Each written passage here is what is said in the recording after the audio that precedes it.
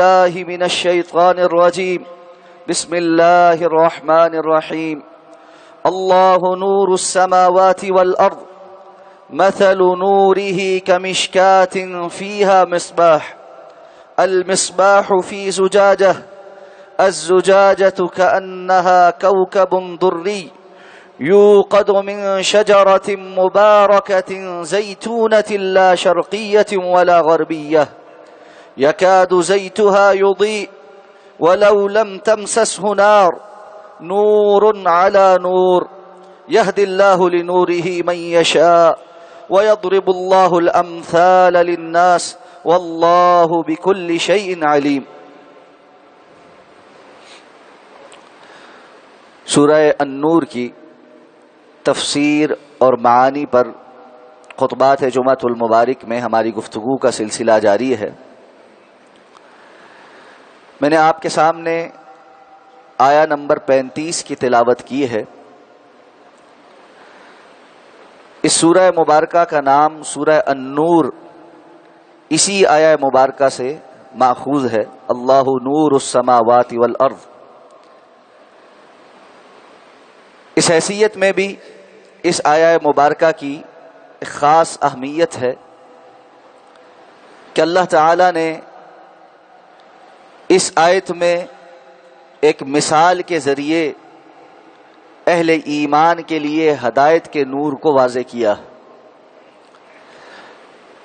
قرآن مجید میں بہت سے مقامات پر اللہ تعالی مثالیں بیان فرماتے ہیں تاکہ ان کے ذریعے سے انسان بات کو اچھے طریقے سے سمجھ سکے. تو فرمایا اللہ نور السماوات والارض. اللہ آسمانوں اور زمین کا نور ہے. مثل نورہ کمشکات. اس کے نور کی مثال ایک طاق کی ہے. فیہا مصباح. جس کے اندر ایک چراغ ہے. المصباح فی زجاجہ. اور وہ چراغ ایک فانوس کے اندر ہے, شیشے کے فانوس میں ہے. الزجاجۃ کأنہا کوکب دری. اور وہ فانوس بھی ایسا ہے کہ گویا کہ وہ ایک چمکتا ہوا ستارہ ہو. یوقد من شجرۃ مبارکہ. اور وہ چراغ ایک مبارک درخت سے جلتا ہے, یعنی اس کے تیل سے جلتا ہے. زیتونہ. زیتون کا تیل. لا شرقیت ولا غربیہ. جو نہ شرقی ہے نہ غربی ہے. یکاد زیتها یضیء ولو لم تمسسه نار. اور قریب ہے کہ اس کا تیل جل اٹھے جبکہ ابھی اس کو آگ دکھائی بھی نہیں گئی. نور علی نور. نور پر نور ہے, نور در نور ہے. یہدی اللہ لنورہ من یشاء. اللہ رب العزت ہدایت دیتا ہے اپنے نور کی جانب جسے چاہتا ہے. وَيَضْرِبُ اللَّهُ الْأَمْثَالَ لِلنَّاسِ. اور اللہ لوگوں کے لیے مثالیں بیان فرماتا ہے. واللہ بکل شیء علیم. اور اللہ تعالی ہر چیز کا بہت زیادہ علم رکھنے والا ہے. اس آیہ مبارکہ کے ابتدائی حصے میں فرمایا اللہ نور السماوات والارض. اللہ آسمانوں اور زمین کا نور ہے. یہاں یہ سمجھ لینا چاہیے کہ اس کا معنی یہ ہے کہ آسمانوں اور زمین کے اندر ہر قسم کا نور اور روشنی, آبادی اور بستی یہ اللہ کی جانب سے. بعض لوگوں نے جو سمجھا کہ اللہ نور السماوات والارض کا معنی یہ ہے کہ آسمانوں اور زمین میں جو بھی نور ہے وہ اللہ کا نور ہے. یہ معنی درست نہیں. اس کی متعدد وجوہات. سب سے پہلے اللہ رب العزت نے خود قرآن مجید میں ارشاد فرمایا ہے لیس کمثلہ شیء وہو السمیع البصیر. کوئی چیز بھی اللہ رب العزت کی مثل نہیں, اللہ کی مثال نہیں بیان کی جا سکتی. وہ سمیع بصیر ہے. تو اللہ رب العزت کی جب کوئی چیز مثل اور مثال نہیں ہو سکتی تو یہاں تو اللہ رب العزت نے مثال بیان فرمائی.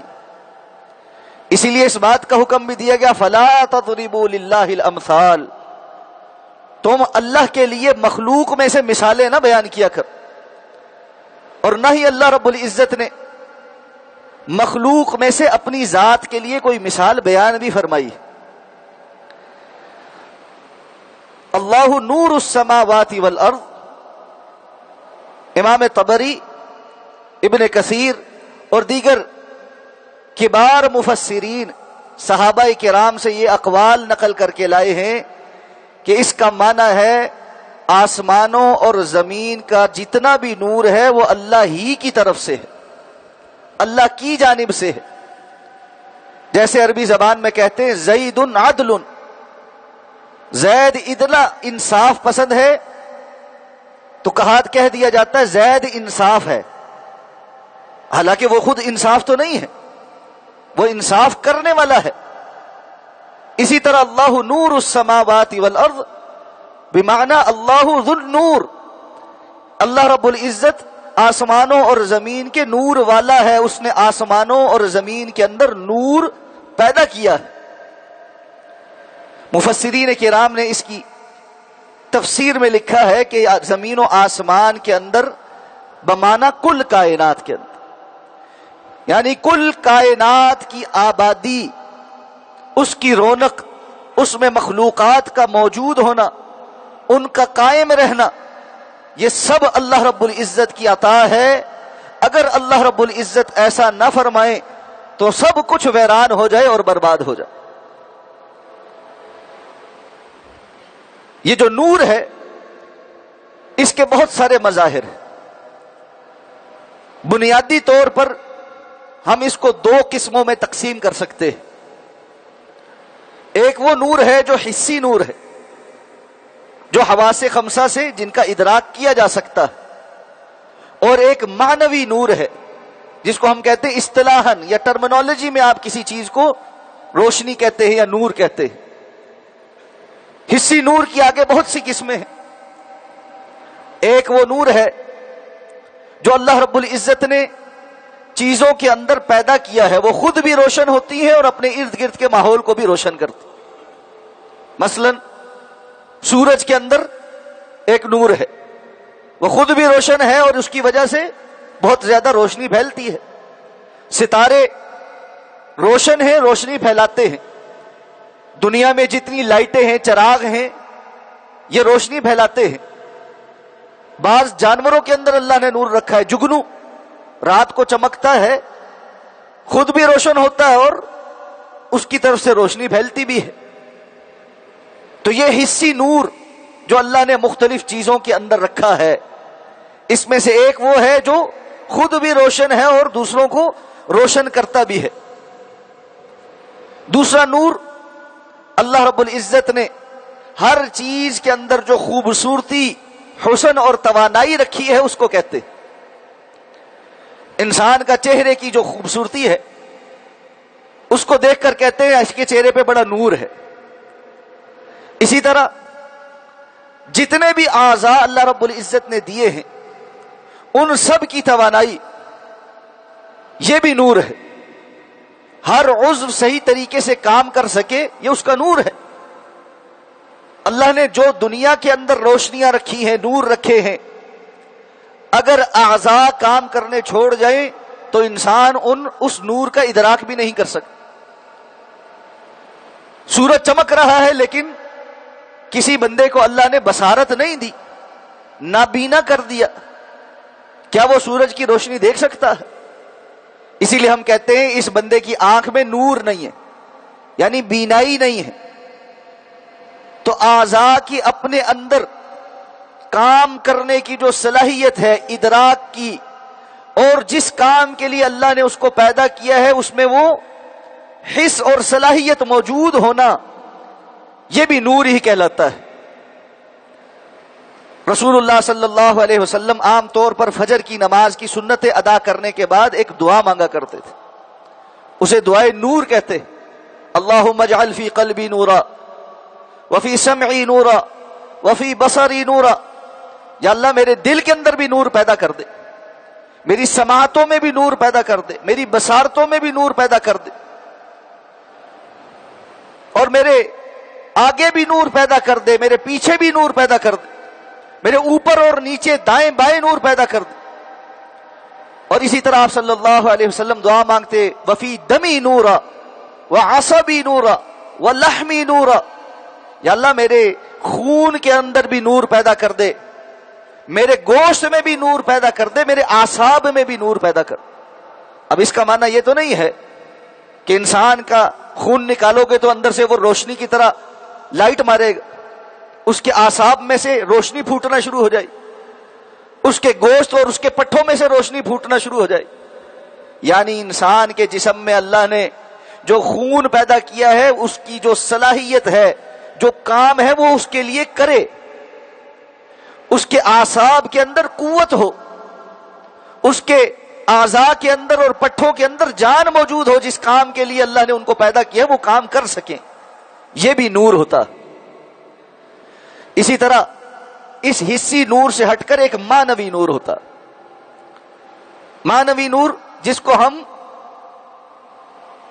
تشبیہ کے ساتھ کسی چیز کی مشابہت کی وجہ سے ایسا کہتے، جیسے اللہ رب العزت نے ہدایت کو قرآن مجید میں جا بجا نور کہا ہے، فرمایا اللہ ولی الذین آمنوا یخرجہم من الظلمات الی النور، اللہ اہل ایمان کا ولی ہے اور وہ انہیں اندھیروں سے نکال کر نور کی طرف لے کر آتا ہے۔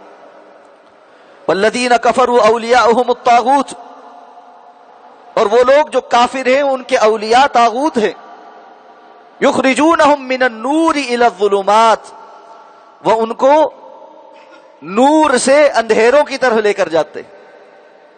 یہاں نور سے مراد ہدایت ہے اور اندھیروں سے مراد گمراہی ہے۔ اسی طرح قرآن مجید میں اللہ رب العزت نے ہدایت کو اور شریعت کو بھی نور کہا ہے، قد انزلنا الیکم نورا مبینا، ہم نے تمہارے اوپر تمہاری جانب بڑا واضح نور نازل کیا ہے، یعنی شریعت نازل کی ہے، ہدایت نازل کی ہے۔ تو معنوی نور ہدایت کو کہتے ہیں۔ یہاں پر اس آیہ مبارکہ کے اندر جو نور السماوات والارض اور آگے پوری مثال جو بیان کی ہے، در حقیقت وہ ہدایت کا نور ہی مراد ہے۔ حضرت عبداللہ ابن عباس رضی اللہ تعالی عنہما اس آیہ مبارکہ کی تفسیر میں کہتے تھے کہ اللہ نور السماوات والارض بمعنی اللہ سبحانہ وتعالی ہادی اہل السماوات والارض، اس کا معنی یہ ہے اللہ آسمانوں اور زمین کے لوگوں کی یا تمام مخلوقات کی ہدایت کا سبب بننے والا یا ہدایت دینے والا، اور اس کا قرینہ بھی موجود ہے۔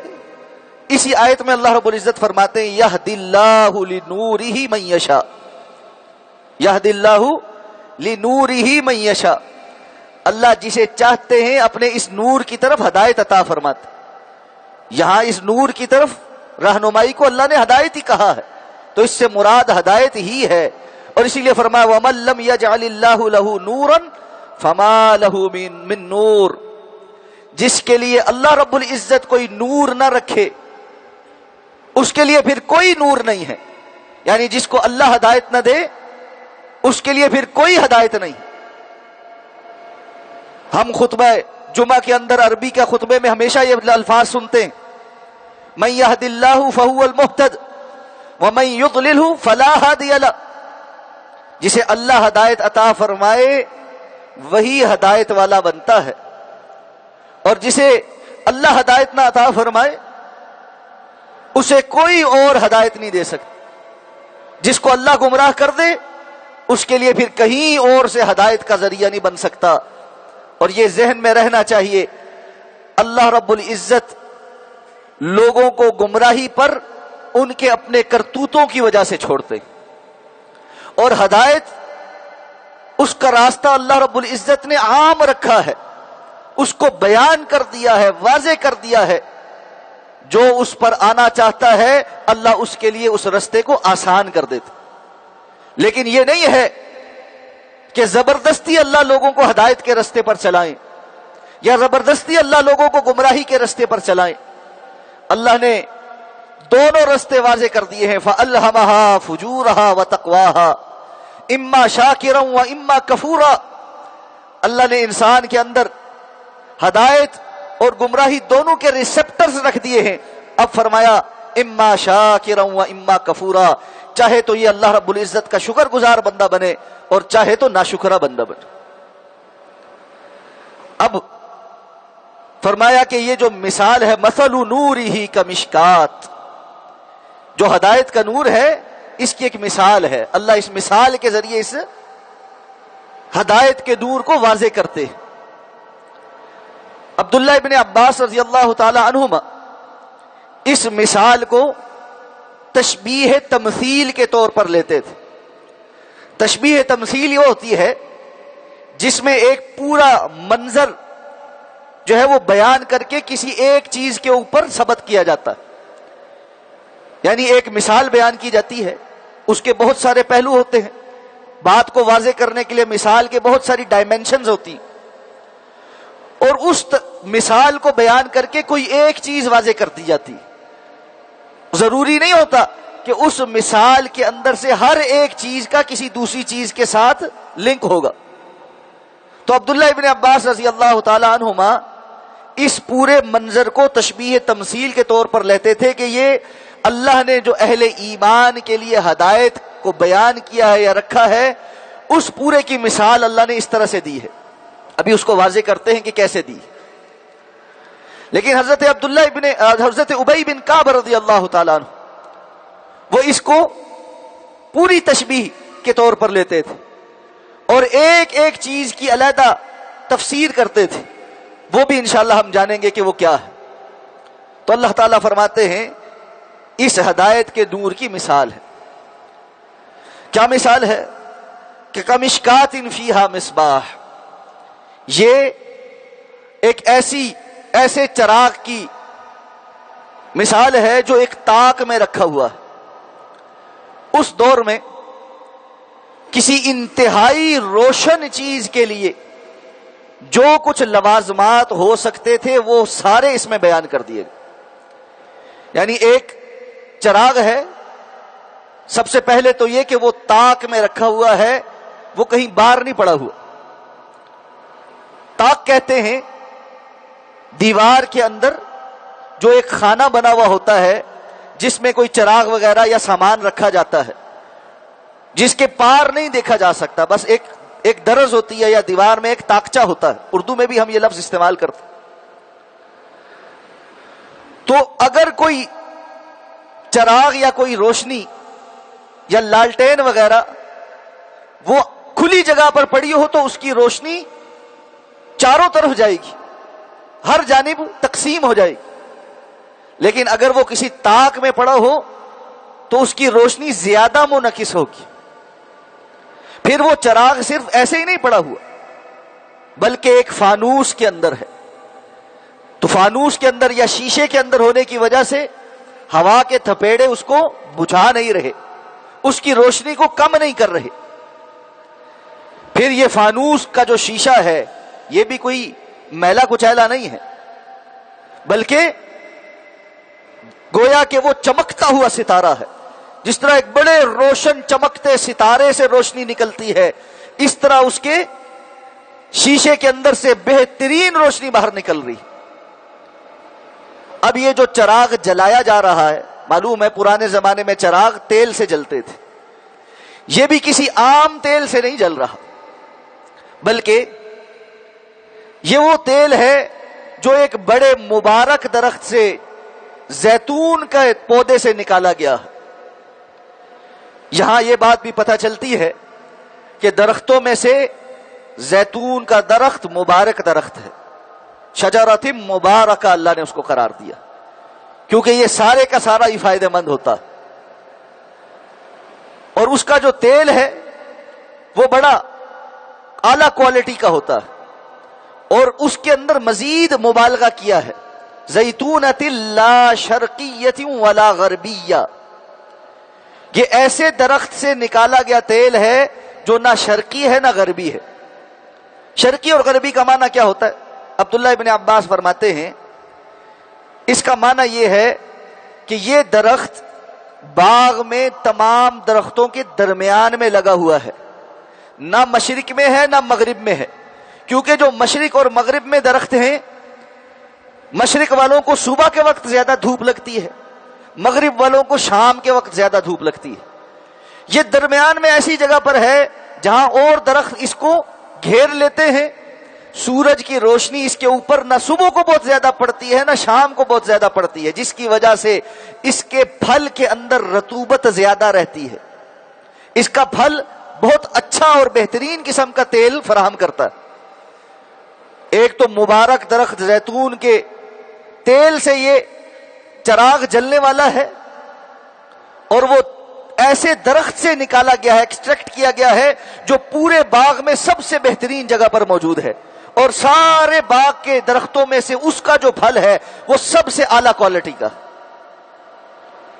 یکاد زیتھا یضیء ولو لم تمسسہ نار، اس قدر اعلیٰ کوالٹی کا تیل ہے کہ ابھی اس کو آگ چھوئی بھی نہیں ہے اور وہ جلنے کو تیار ہے.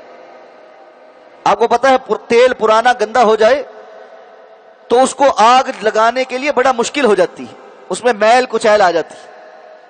اور اگر تیل بہت اچھی کوالٹی کا ہو، آج ہم جانتے ہیں کہ ہمارے ہاں مختلف قسم کی کوالٹیز کے پیٹرول ملتے ہیں. یہ کیا ہے؟ یہ نارمل ہے. یہ کیا ہے؟ یہ ہائی آکٹین ہے.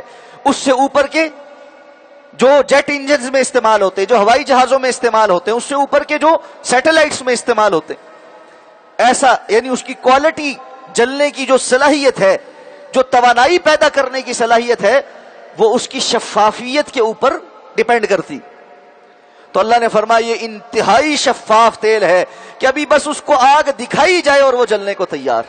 نور علی نور، ہر جانب سے ایسا سلسلہ بنا دیا گیا ہے کہ گویا کہ نور علی نور، جب یہ تیل یہ چراغ جلتا ہے ہر جانب سے روشنی ہو جاتی.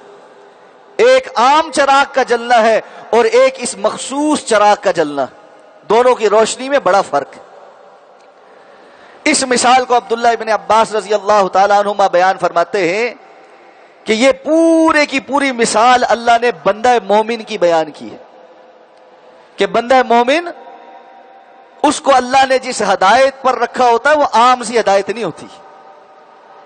ایک ہے عام بندہ جو مسلمان ہے، کلمہ پڑھ لیا ہے، بس چھوٹی موٹی نیکیاں کرتا ہے اور کبھی نہیں بھی کرتا. یہ عام بندہ ہے، یہ عام چراغ ہے، نہ طاق میں پڑا ہوا ہے، نہ اس کے اوپر کوئی فانوس ہے، نہ اس کی روشنی زیادہ منعکس ہوتی ہے، اس کا تیل بھی کسی خاص کوالٹی کا نہیں. تو اس کا ایمان کمزور ہے اور یہ بس روٹین میں جلنے والا چراغ. روشنی تو ہے لیکن اس روشنی کے ساتھ دھواں بھی بہت ہے. جبکہ بندہ مومن حقیقی معنوں میں ایمان لانے والا، اللہ پر یقین رکھنے والا، اللہ کی اطاعت اور فرما برداری کرنے والا، وہ اپنے ایمان کے نور میں نور علی نور ہوتا. یہ بندہ خود بھی بہترین روشن ہوتا ہے اور دوسروں کو بھی بہترین روشنی عطا کرتا ہے. جس قدر اللہ نے اس کے اندر صلاحیتیں رکھی ہیں، ان ساری ہی صلاحیتوں کو بروئے کار لا کر یہ اپنے ایمان سے دوسروں کو فائدہ پہنچاتا. اور اس کے اس جلنے سے کوئی دھواں بھی پیدا نہیں ہوتا، کیونکہ زیتون کے درخت سے نکالے گئے اس بہترین تیل کا کوئی دھواں نہیں ہوتا. تو اس کے اندر سے جب خیر نکلتی ہے تو یہ نہیں ہے کہ ساتھ شر بھی نکلتی.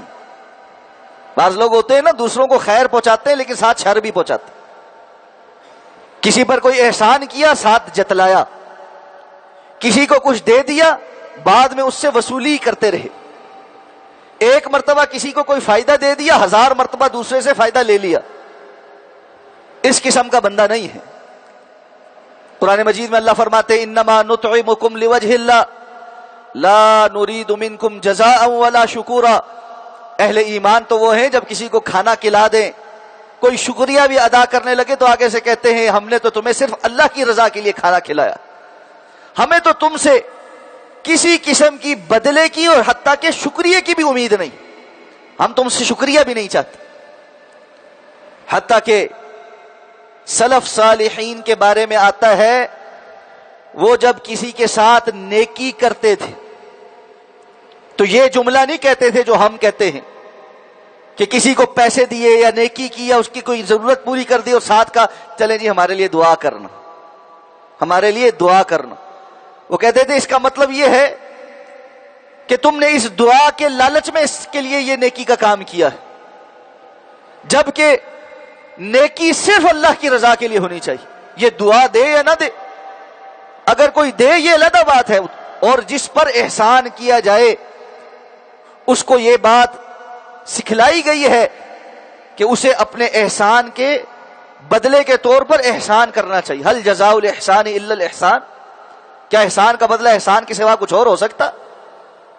وہ تو بہت ہی بد اخلاق انسان ہے جس کے ساتھ کوئی احسان کرے وہ اپنے محسنوں کے ساتھ بھی ظلم کرے۔